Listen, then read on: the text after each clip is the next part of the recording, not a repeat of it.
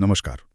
आज हम एक बहुत ही मशहूर किताब पर बात करने वाले हैं, जोसेफ मर्फी की आपके अवचेतन मन की शक्ति। हाँ, the power of your subconscious mind. ये किताब 1963 में आई थी, पर आज भी दुनिया भर में लोग इसे पढ़ते हैं और इस पर बात करते हैं। बिल्कुल। और इसने वाकई बहुत लोगों पर गहरा असर डाला है। तो आज हम यही कोशिश कर रहे हैं कि इसके जो मूल विचार हैं और साथ ही इस पर जो थोड़े साइंटिफिक नजरिए हैं या लोगों के अपने अनुभव हैं। हाँ, जैसे positivebrains.in, nypost.com, Amazon और Reddit से जो हमें जानकारी मिली है। सही।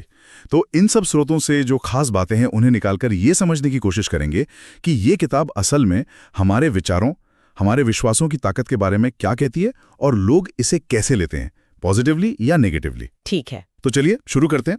सबसे पहले किताब का जो एकदम कोर आइडिया है वो क्या है? देखिए, किताब का जो सबसे अहम केंद्रीय विचार है वो है कि हमारा जो अवचेतन मन है, सबकॉन्शियस माइंड, वो विचारों को बस ग्रहण कर लेता है बिना किसी रोक टोक के, बिना ये देखे कि विचार अच्छा है या बुरा, पॉजिटिव है या नेगेटिव। अच्छा, मतलब कोई फिल्टर नहीं। कोई फिल्टर नहीं। किताब के हिसाब से खासकर वो विचार जिनमें गहरी भावनाएं जुड़ी हों और जिन्हें हम बार बार दोहराते हैं, वो हमारे अनुभवों में, हमारी असल जिंदगी में दिखने लगते हैं। तो ये तो काफी ध्यान देने वाली बात है कि वो फर्क नहीं करता। तो फिर सवाल ये उठता है कि हम इसे सही दिशा कैसे दें? यही शायद वो एफर्मेशंस वाली बात आती है। बिल्कुल। सकारात्मक पुष्टि या एफर्मेशंस, किताब इस पर बहुत जोर देती है कि आप पॉजिटिव बातें सोचें और उन्हें दोहराएं। सिर्फ दोहराना या उसमें कुछ और भी है? नहीं, सिर्फ रटना नहीं। अहम यह है कि उन वाक्यों को दोहराते हुए आप उनमें विश्वास भी महसूस करें। आइडिया ये है कि इस तरह हम अपने पुराने, जो हमें रोकते हैं, उन विश्वासों को नए ताकत देने वाले विश्वासों से बदल सकते हैं। ठीक है। और इसी से जुड़ा हुआ वो विजुअलाइजेशन वाला कॉन्सेप्ट भी है, मानसिक चक्र। हाँ, विजुअलाइजेशन, इसका भी जिक्र कई स्रोत करते हैं। इसका मतलब है कि आप जो नतीजा चाहते हैं उसकी मन में एक बिल्कुल साफ, जीती जागती तस्वीर बनाएं। जैसे कि वो हो चुका है। हाँ, बिल्कुल, जैसे वो सचमुच हो रहा है या हो चुका है। माना जाता है कि जब आप ऐसा करते हैं पूरी भावना के साथ, तो आपका अवचेतन मन उस तस्वीर को हकीकत बनाने के रास्ते खोजने लगता है। अच्छा। और एक और बात जो किताब में है वो मन और शरीर का कनेक्शन, कि हमारी सोच हमारी सेहत पर असर डाल सकती है। हाँ, मन शरीर संबंध। किताब कहती है कि पॉजिटिव सोच से हीलिंग में मदद मिल सकती है, हमारी सेहत बेहतर हो सकती है। ये भी एक बड़ा दावा है वैसे। है तो। और इन सब चीजों के पीछे मतलब एफर्मेशंस हों, विजुअलाइजेशन हो, सबसे जरूरी क्या है? विश्वास, आस्था और विश्वास। किताब बार बार कहती है कि अपने लक्ष्य में, अपनी चाहत में अटूट विश्वास रखना सबसे जरूरी है। मर्फी के अनुसार यही गहरा विश्वास है जो अवचेतन मन को असल में काम करने के लिए एक्टिवेट करता है। ये सारे विचार सुनने में काफी आध्यात्मिक, स्पिरिचुअल से लगते हैं, पर क्या आज के समय में साइंस की तरफ से भी इस पर कोई रोशनी पड़ती है? आपने वो डॉक्टर जेम्स डोटी वाली बात बताई थी। हाँ, ये दिलचस्प है। एक न्यूरोसर्जन है स्टैनफोर्ड में, डॉक्टर जेम्स डोटी। उनके हवाले से nypost.com बताता है कि कुछ प्रैक्टिसेस, जैसे अपने इरादे लिखना, उन्हें जोर से पढ़ना या यही विजुअलाइजेशन, हाँ, ये असल में हमारे दिमाग के एक खास हिस्से, डिफॉल्ट मोड नेटवर्क को एक्टिवेट कर सकती हैं।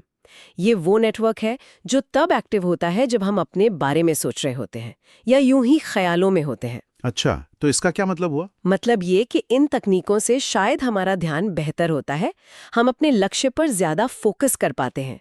तो ये सिर्फ हवाई बातें नहीं, इसके पीछे कुछ न्यूरोलॉजिकल बेसिस भी हो सकता है। हाँ, और आजकल माइंडफुलनेस है, अफर्मेशंस हैं, विजुअलाइजेशन है। इन तकनीकों को वैसे भी हमारे सोचने के पैटर्न बदलने, हमें ज्यादा रेजिलिएंट बनाने में मददगार माना जाता है। बिल्कुल। तो एक तरह से मॉडर्न साइकोलॉजी और न्यूरोसाइंस भी इन आइडियाज के कुछ हिस्सों को मान्यता दे रहे हैं, भले ही अलग तरीके से समझाते हो। लेकिन ये भी सच है कि किताब को लेकर सबकी राय एक जैसी नहीं है। लोगों के अनुभव बहुत अलग-अलग हैं। हाँ, ये बात सही है। अगर आप Amazon रिव्यूज या Reddit देखें तो आपको दोनों तरह की बातें मिलेंगी। हाँ, मैंने भी देखा। बहुत से लोग हैं जो कहते हैं कि ये किताब उनके लिए लाइफ चेंजिंग थी, बहुत मोटिवेशन मिला, प्रैक्टिकल सलाह मिली। सही, उन्हें लगता है कि इससे सोचने का एक नया तरीका मिला, जिंदगी में पॉजिटिव बदलाव आए। पर दूसरी तरफ? हाँ, दूसरी तरफ आलोचना भी कम नहीं है। कुछ लोग कहते हैं कि किताब बहुत रेपिटेटिव है, बातें दोहराई गई हैं और सबसे बड़ी आलोचना है कि इसमें वैज्ञानिक सबूतों की कमी है। मतलब दावे बड़े हैं पर सबूत नहीं। हाँ, कुछ आलोचक मानते हैं कि दावे या तो बहुत ज्यादा सरल कर दिए गए हैं या उनका कोई ठोस आधार नहीं बताया गया है। और कुछ धार्मिक चिंताएं भी हैं शायद। रेडिट पे कुछ लोगों ने जिक्र किया था। हाँ, कुछ पाठकों को ये जो स्पिरिचुअल कॉन्सेप्ट्स और साइकोलॉजिकल सलाह का मिश्रण है वो थोड़ा असहज लगता है। उन्हें लगता है कि ये इंसान की अपनी कोशिश और किसी दैवीय शक्ति के रोल को मिला देता है, जो शायद ठीक नहीं है। ये जरूरी है साफ करना कि हम यहाँ सिर्फ वो बता रहे हैं जो स्रोतों में कहा गया है। हम कोई पक्ष नहीं ले रहे हैं। बिल्कुल। तो कुल मिलाकर देखें तो आपके अवचेतन मन की शक्ति एक ऐसा नजरिया पेश करती है। यहाँ पर्सनल ग्रोथ के लिए आध्यात्मिक विश्वास और मनोवैज्ञानिक तकनीकें साथ साथ चलती हैं। सही कहा।